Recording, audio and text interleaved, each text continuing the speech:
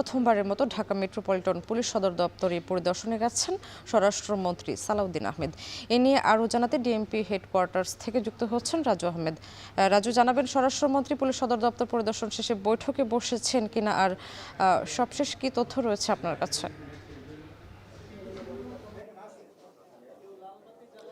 আমি প্রথমে জানিয়ে রাখি যে সকাল 11টা নাগাদ ডিএমপি হেডকোয়ার্টার্সে আসেন স্বরাষ্ট্রমন্ত্রী সালাউদ্দিন আহমেদ এবং এখানে আসার পর তাকে গার্ড অব অনার দেওয়া হয় এবং পুলিশের ঊর্ধ্বতন কর্মকর্তা যারা রয়েছেন তারা তাকে অভ্যর্থনা দিয়ে তাকে রিসিভ করেন এবং তিনি এখানে এসেই প্রথমে ঊর্ধ্বতন কর্মকর্তা যারা রয়েছেন ঢাকা মেট্রোপলিটন পুলিশের তাদের সঙ্গে একটি বৈঠকে বসেছেন। প্রায় 1 ঘন্টা ধরে সেই বৈঠকটি মূলত চলছে। আমাদের কাছে এখন পর্যন্ত যে তথ্যটি রয়েছে, এখানে তিনি কিছুক্ষণের মধ্যেই বৈঠকটি শেষ করে সেই গণমাধ্যম কর্মীদের সঙ্গে কথা বলবেন। এখানে ঊর্ধ্বতন কর্মকর্তার সঙ্গে বৈঠকে পুলিশের মনোবল, পুলিশের সক্রিয় করার যে বিষয়গুলো আছে, অর্থাৎ আগামীতে পুলিশ জনগণের আস্থা হিসেবে কাজ করবে কিনা, এই সমস্ত নানা বিষয়ে আসলে দিক নির্দেশনামূলক কথা তিনি বলবেন।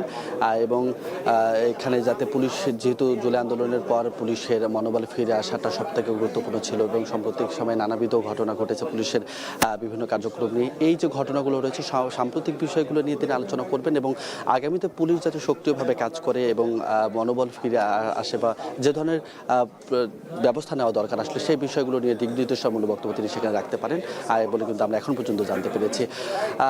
কিছুক্ষণের মধ্যে তিনি এখানে গণমাধ্যম কর্মীদের সঙ্গে কথা বলবেন। পরবর্তীতে আসলে আরও বিস্তারিত আমরা জানতে পারবো। আর একটু জানিয়ে রাখি যে দায়িত্ব গ্রহণের পর প্রথমবারের মতো পুলিশের কোনো সদর দপ্তর তিনি এখানে আসলেন এবং হয়তোবা কিছুক্ষণ পর যখন ব্রিফিংটি হবে তখন আরও বিস্তারিত তথ্য আমরা জানাতে পারবো। আমি এই ছিল এখন পর্যন্ত আমার কাছে সর্বশেষ। ডিএমপি হেডকোয়ার্টার্স থেকে যুক্ত হয়েছিলেন রাজু আহমেদ।